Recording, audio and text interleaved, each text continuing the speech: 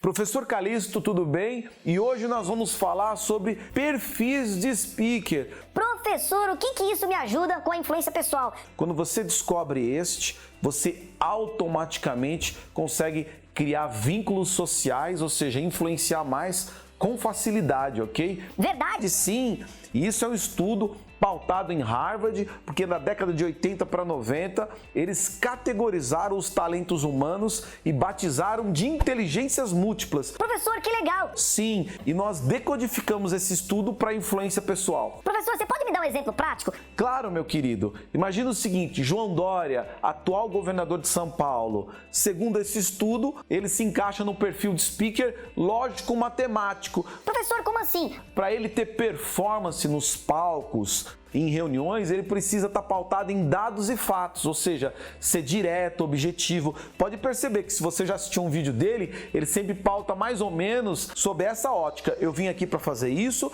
para atingir aquilo, com esses objetivos. E ele convence? Professor, ele convence muito. Então, é porque ele conhece o perfil dele e pauta o speech nesse perfil. Agora perceba que já o apresentador Silvio Santos, ele já tem o perfil de speaker interpessoal, que é totalmente diferente. Ou seja, ele precisa pautar o discurso dele em perguntas, em formato de diálogo, uma coisa muito mais interativa. Nossa, professor, eu não tinha pensado nisso. Sim, e talvez você me pergunte, ambos são influentes? Muito. Qual é melhor? Não existe melhor, existe você descobrir o seu perfil para poder influenciar mais, ok? Então vamos lá. Eu quero que você entenda um pouquinho mais sobre as inteligências múltiplas. Desenvolvida a partir da década de 80 por uma equipe de investigadores da Universidade de Harvard, liderada pelo psicólogo Gardner, tinha como objetivo analisar e descrever melhor o conceito de inteligência. Eles acreditavam que a definição de QI não era suficiente para descrever o potencial pleno de cada pessoa. Então estudaram as habilidades cognitivas a fundo e categorizaram as habilidades humanas em 7 inteligências múltiplas. Estas representam os talentos natos de cada um de nós, nossos dons naturais, ou seja, aquilo que temos mais facilidade de fazer naturalmente. Eu quero lhe apresentar as 7 inteligências múltiplas, uma a uma, e preste bastante atenção, porque às vezes só de ouvir você já deduz qual é a sua inteligência e, consequentemente, o seu estilo pessoal. E a primeira inteligência é a linguística. Capacidade de aprender e construir imagens com o uso de palavras. Habilidade para usar a linguagem para convencer, agradar, estimular ou transmitir ideias. E os pontos fortes da inteligência linguística para a oratória são, primeiro, musicalidade das palavras. É a entonação do texto, ou seja, dar peso às palavras principais. Também argumentação.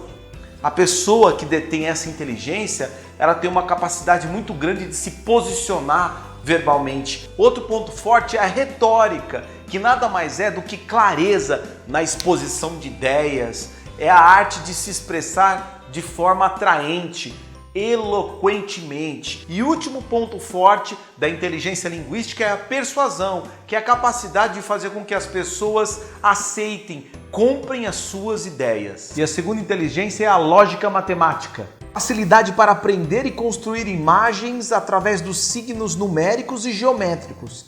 Habilidade para reconhecer problemas e resolvê-los, manipulando dados e símbolos. Pontos fortes da inteligência lógica e matemática. O primeiro, silogismo, que são argumentos pautados na lógica. Por exemplo, Sócrates é homem, os homens são mortais, logo Sócrates é mortal. Mas para você ter o silogismo, você precisa das premissas, aquilo que te leva à conclusão.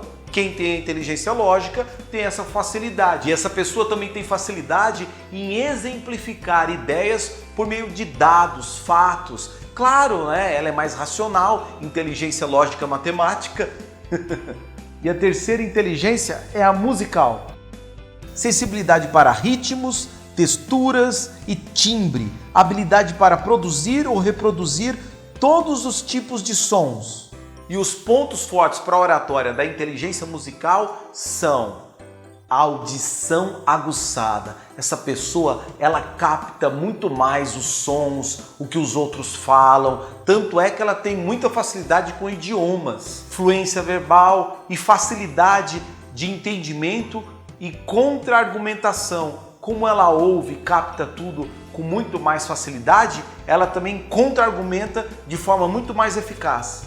E a inteligência espacial é a quarta. Capacidade de formar, manobrar e operar um modelo do mundo no espaço. E os pontos fortes para a oratória da inteligência espacial são, primeiro, observação aguçada. Essa pessoa capta tudo que está no espaço muito facilmente. E também presença de palco. Sim, como ela tem o domínio do espaço, então ela se locomove com muita naturalidade, com muita propriedade. E composição dos slides. Tem muita facilidade com a distribuição das informações nos slides, ou seja, a diagramação. Eles ficam sempre muito atraentes. E a quinta inteligência é a corporal sinestésica. Facilidade para elaborar formas de comunicação através do corpo. Os pontos fortes para a oratória da inteligência corporal sinestésica. Sim, meu querido, sinergia entre corpo e fala, muito bem afinados, parece uma orquestra. Você assiste assim, é um sincronismo perfeito. E também repertório gestual. Essa pessoa com essa inteligência nos surpreende como ela consegue complementar a fala com gestos de forma perfeita. E também expressão corporal. Ela tem uma energia no corpo diferente que chama muito atenção e, consequentemente, presença cênica. Quando ela chega, quando ela sobe nos palcos, é impossível não notar. Agora, lembre-se, presença cênica não tem nada a ver com presença de palco. Esta vem do domínio de espaço e a cênica do domínio do corpo. Sexta inteligência, interpessoal. Capacidade de compreender outras pessoas e o que as motiva. E quais são os pontos fortes da inteligência interpessoal? O primeiro é construção de roteiros. Essa pessoa é uma excelente contadora de histórias. Ela é também muito empática, ela ganha a plateia muito rapidamente, cativante e é uma pessoa de fácil relacionamento. Ela sabe muito bem o que ela tem que fazer, quais as concessões para ela conseguir emplacar um vínculo forte, franco, também conhecido como relacionamentos humanizados. Sétima e última inteligência, intrapessoal. Facilidade de autoestima e autoconhecimento. E agora os pontos fortes para a oratória da última inteligência, a intrapessoal. Resiliência, essa pessoa se adapta muito rapidamente. Autopercepção, ela se percebe muito, ela é capaz de se aplicar autofeedbacks e autocontrole, muito, mas muito controle emocional, porque ela tem uma visão muito apurada de si mesma. E aí, meu querido, já deu para ter uma ideia de quais são suas duas principais inteligências múltiplas / estilo pessoal? Professor, duas? Sim, a líder e a auxiliar, as duas de maior pontuação. Ah, e outra coisa muito importante, Gardner, depois de alguns anos, incorporou ao estudo inicial mais duas inteligências que não se aplicam ao nosso processo de oratória e por isso foram descartadas. E aí, gostaram dos perfis de speaker? Espero que sim, hein? Porque agora nós vamos para um outro tema extremamente relevante. Professor, qual que é? Storytelling. Professor, muito legal. Eu ouço falar demais em storytelling. É verdade, meu querido, é muito difundido, muito falado, mas na minha opinião, pouco entendido. Então vamos colocar em prática de forma extremamente pragmática, ok? Então vamos lá? Storytelling nada mais é do que biografia. Sabe o que isso significa? Que você precisa abrir a sua cripta, ou seja, você precisa subir aos palcos e compartilhar histórias. E se essas histórias forem da sua vida, elas têm mais impacto. Professor, mas eu já ouvi falar que storytelling também pode ser história de terceiros, ou até parábolas, não necessariamente reais, podem ser fictícias. Claro que podem, são histórias, mas você tem que perceber que quanto mais próximas essas histórias forem de você, mais impacto elas terão na sua plateia. Nossa, professor, que legal, eu nunca tinha pensado nisso. Sim, as suas histórias pessoais que criam a sua personal brand. Mas isso é tema de outras videoaulas. Por enquanto, vamos ficar com influência pessoal, ok? Agora eu quero compartilhar com vocês a diferença entre history e story. Exemplo de history. Pedro Álvares Cabral descobriu o Brasil em 1500 e desembarcou em XPTO lugar. Percebe que a impessoal é mais pautada em dados e fatos. Professor, e o story? O story, ele é uma narrativa com pessoalidade.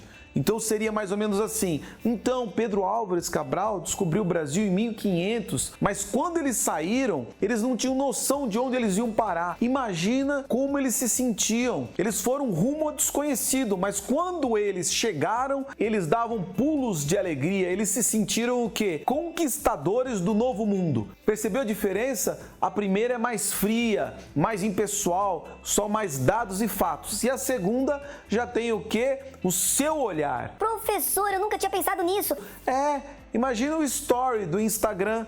É exatamente isso. É você gravar as suas histórias do seu dia a dia. E isso que torna aquilo tão interessante. Dr. King, por exemplo, ele falava I have a dream. O porquê que as coisas tinham que mudar. Para ter liberdade. Eu sonho quando dois homens de raças diferentes possam caminhar juntos. Ele não falava I have a plan. Tem que mudar essa, aquela e outra lei. Embora tivesse que ser feito isso. Mas para ele ganhar todos, o maior número de pessoas, ele falava I have a dream. Com pessoalidade.